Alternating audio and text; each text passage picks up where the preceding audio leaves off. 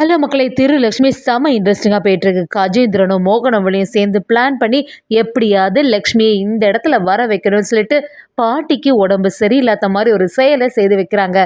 இது எதுவுமே தெரியாம நம்ம லக்ஷ்மி அந்த இடத்துக்கு வந்துடுறாங்க.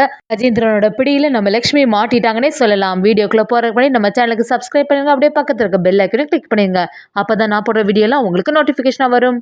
என்னதான் காஞ்சனா அம்பிகா கிட்ட கதறி அழுது மன்னிப்பு கேட்டாலும் உப்பு கூட மாத்தும் போது அவங்க மனசுல யோசிக்கிறாங்க, இந்த அம்பிகா கிட்ட போய் நம்ம மன்னிப்பு கேட்க வேண்டிய நிலைமை ஆச்சு.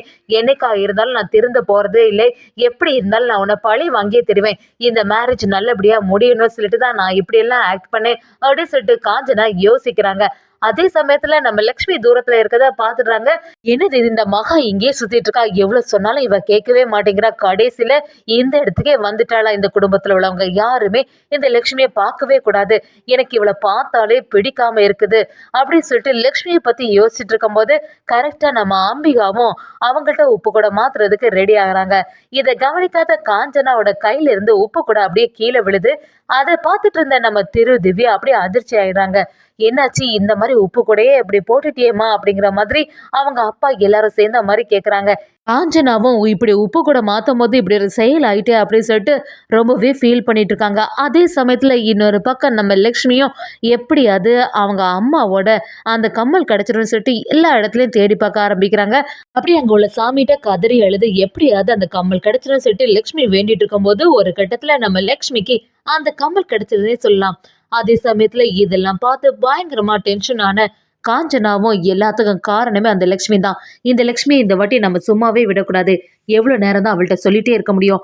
அவளை அடிச்சும் பார்த்தாச்சு, திட்டியும் பார்த்தாச்சு, எதுக்குமே அசர மாட்டேங்கியாலே அப்படின்னு சொல்லிட்டு காஞ்சனா யோசிக்கும் போது நம்ம கவிதாவும் காஞ்சனா கிட்ட வந்து, என்னக்கா இப்படி ஆயிடுச்சு, ஏன் இவ்வளவு பதட்டமா இருக்கு அப்படின்னு கேட்கும்போது காஞ்சனாவும் கவிதாவை பார்த்து, அங்க பாரு, அந்த பொண்ணு இன்னும் போகாம அங்கேயே நின்றுட்டு இருக்கா, எவ்வளவு நேரம் சொன்னாலும் கேட்காம அப்படியே நின்றுட்டு இருக்கா.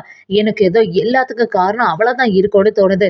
அவ தான் வேணும்னு இந்த கல்யாணம் நல்லபடியா நடக்க கூடாதுன்னு சொல்லிட்டு கிட்ட போன் பண்ணி சொல்லியிருப்பாளா இருக்கும் அப்படின்னு சொல்லிட்டு காஞ்சனாவும் அந்த இடத்துல சொல்லும் போது கவிதாவும் காஞ்சனாவும் சேர்ந்து லக்ஷ்மியை பாக்குறதுக்கு வராங்க. லக்ஷ்மி கிட்ட நம்ம காஞ்சனாவும் சரியா திட்ட ஆரம்பிக்கிறாங்க.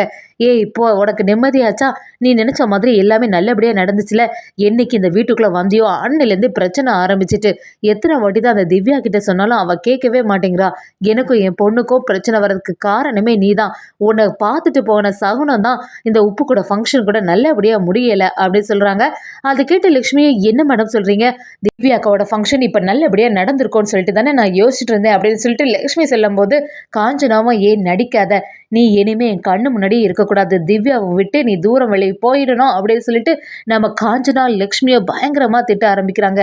லக்ஷ்மி ஒரு கட்டத்துல, என்ன காஞ்சனா மேடமுக்கு நம்மளை பார்த்தாலே பிடிக்க மாட்டேங்குதுன்னே புரிய மாட்டேங்குது, எப்போவுமே நம்மளை திட்டுட்டே இருக்காங்க, நானே இந்த தோடு கிடைக்கலன்னு சொல்லிட்டு வருத்தத்தில் இருந்துட்டு இருக்கும் போது தான் இந்த சம்பவம் எல்லாம் நடந்துச்சு அப்படின்னு சொல்லிட்டு நம்ம காஞ்சனா திட்டினதை நம்ம லக்ஷ்மி யோசிச்சுட்டே இருக்காங்க. இன்னொரு பக்கம் காஜேந்திரனும் மோகன விளையிட்ட, என்னைக்கு இந்த லக்ஷ்மி வீட்டை விட்டு போனாலும் அன்னையிலேருந்து நம்ம வீட்டுக்கு பிரச்சனை மேல பிரச்சனை வந்துட்டே தான் இருக்கு.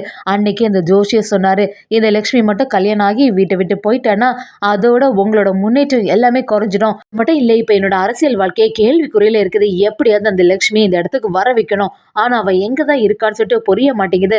ஆனா இந்த பாட்டி அந்த லக்ஷ்மி கிட்ட பேசிட்டு தான் இருக்காங்க அப்படிங்கிறது எல்லாமே நம்ம கஜேந்திரனுக்கு தெரிய வருது. மோகனவழியும் கஜேந்திரன் சேர்ந்து ஒரு பிளானை போட ஆரம்பிக்கிறாங்க. மோகனவழியும் கஜேந்திரன் கிட்ட, பேசாம லக்ஷ்மியோட பாட்டிக்கு உடம்பு சரியில்லாம வர மாதிரி ஏதாவது ஒரு பிளான் பண்ணி வச்சிருவோம், அதுக்கேற்றவாறு நம்ம அடுத்து அந்த தகவலை எப்படியாவது லக்ஷ்மி கிட்ட அந்த அப்புக்குட்டியெல்லாம் சேர்ந்த மாதிரி சொல்லிடுவாங்க. அதுக்கப்புறம் லக்ஷ்மி ரொம்பவே பதட்டாங்கி இந்த இடத்துக்கு வந்துடுதானே போறா அப்படின்னு சொல்லி மோகனவழியும் ரெண்டு பேரும் சேர்ந்து ஒரு பிளான் போடுறாங்க. அதுபடி கஜேந்திரனும் மோகனவழியும் நம்ம பாட்டி தேய்க்கக்கூடிய எண்ணெயில ஏதோ ஒன்று மிக்ஸ் பண்ணி வைக்கிறாங்க. பாட்டி அது தெரியாம தலையில தேய்ச்சிட்டு இருக்காங்க. நல்ல வேளை இப்ப பார்த்து அப்புக்குட்டியும் அந்த பைரவனும் இல்லை, இவங்க ரெண்டு பேரும் மட்டும் இருந்திருந்தா நம்ம தான் இதெல்லாம் செய்திருப்போம்னு கண்டுபிடிச்சிருப்பாங்க அப்படின்னு சொல்லிட்டு நம்ம கஜேந்திரனும் மோகனவழியும் அதை மறைஞ்சிருந்து பார்த்துட்டே இருக்காங்க. பாட்டியும் எதுவும் தெரியாம அந்த இடத்துலயே மயங்கி விழுறாங்க. இதை பார்த்துட்டு இருந்த கஜேந்திரனும் மோகனவழியும் ஆக்டிங் கொடுக்க ஆரம்பிக்கிறாங்க. என்னாச்சு அப்படின்னு சொல்லிட்டு பதட்டமா பாட்டியை அப்படியே கைத்தாங்களா பிடிச்சி, ஏதோ உடம்பு சரியில்லாம போயிட்டு போல அப்படின்னு சொல்லிட்டு கதறி அழ ஆரம்பிக்கிறாங்க. வெளியில இருந்து வந்த அப்புக்குட்டியும் பைரவனும் அதை பார்த்த உடனே அப்படியே அதிர்ச்சி ஆயிடுறாங்க. பாட்டிக்கு ஏதோ ஒரு பிரச்சனை ஆயிட்டு, என்னாச்சு, இவ்வளவு நேரம் நல்லா தானே இருந்தாங்க, இப்போதானே நம்ம வெளியில போனோம், ஆனா வரும்போது பாட்டியோட நிலைமை மாறி போச்சே அப்படின்னு சொல்லிட்டு ரொம்பவே பதட்டமா இருக்காங்க. பாட்டியும் எப்படியாவது லக்ஷ்மி எனக்கு பார்த்தே ஆகணும் அப்படிங்கிற மாதிரி புலம்பிட்டு இருக்கும்போது நம்ம பைரவனுக்கும் வேற என்ன பண்றதுன்னு புரியல. எப்படியாவது லக்ஷ்மி கிட்ட சொல்லிட வேண்டியதானே லக்ஷ்மி கிட்ட ஃபோன் பண்ணி பாட்டிக்கு உடம்பு சரியில்லை அப்படி சொன்ன உடனே லக்ஷ்மி ரொம்பவே பதட்டாயிடுறாங்க. என்ன சொல்ற பைரவா, என்னாச்சு? பாட்டி இப்ப நல்லா இருக்காங்களா அப்படி சொல்லும்போது என்னன்னு தெரியல, திடீர் இருந்தாலும் இந்த மாதிரி ஆயிடுச்சு, உன்னை பார்க்கணும்னு சொல்லிட்டு ரொம்பவே ஏக்கத்தோட இருக்காங்க, நீங்க வந்துறியா அப்படின்னு கேட்கும்போது லக்ஷ்மி இங்க உள்ள சுச்சுவேஷன் எதுவுமே சரியில்லை, ஆனாலும் நான் பாட்டியை பார்க்கறதுக்காண்டி வருவேன், ஆனா அந்த கஜேந்திரனோட கண்ணில் பட்டேன்னா மறுபடியும் ஏதாவது பிரச்சனை வந்துருமே அப்படின்னு சொல்லும்போது கஜேந்திரன் பெரியம்மா எல்லாரும் இல்லாத டைமாட்டி நீ இங்க வா, அதுதான் சரியா இருக்கும் அப்படின்னு சொல்லிடுறாங்க. அது கேட்டு லட்சுமி ரொம்பவே பதட்டமா கொஞ்ச நேரத்துல நான் வந்துடுவேன்னு சொல்லிட்டு பாட்டியை பார்க்கறதுக்காண்டி கிளம்புறாங்க.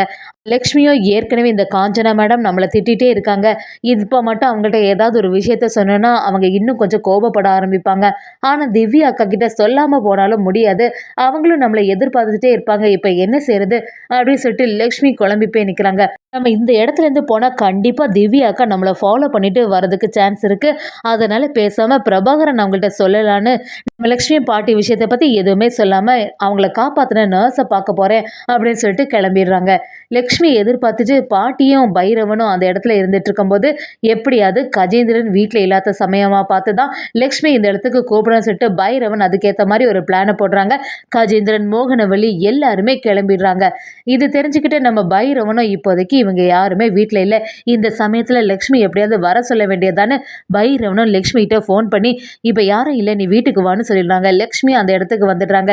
லக்ஷ்மியும் பாட்டியை இத்தனை நாள் கழிச்சு பார்த்தது ரொம்பவே சந்தோஷமா இருக்கு அப்படின்னு சொல்லிட்டு பாட்டி கிட்ட நீ எதுக்குமே கவலைப்படாத பாட்டி, நான் நல்லா தான் இருக்கேன், நீ என்ன நினைச்சு வருத்தப்பட்டு உன் உடல்நிலையை கெடுத்துக்காத அப்படின்னு சொல்லிட்டு நம்ம லக்ஷ்மியும் பாட்டி ஆறுதல் படுத்துறாங்க. பாட்டியும் நீ போனதுலேருந்து இந்த வீட்டில் நடக்கிறது எதுவுமே சரியில்லை, கஜேந்திரனுக்கு நிறைய பிரச்சனை வந்திருக்கு, அதனால நீ போனனால தான் இவ்வளோ பெரிய பிரச்சனை இந்த வீட்டில் நடந்துட்டு இருக்கு அப்படின்னு சொல்லிட்டு யோசிச்சுட்டு இருக்கான், நீ இந்த வீட்டை விட்டு போன அப்புறமா தான் உன்னோட மகிமை எல்லாமே புரிய ஆரம்பிக்குது அப்படின்னு சொல்லிட்டு பாட்டியை நம்ம லக்ஷ்மிகிட்ட சொல்லிட்டு இருக்காங்க.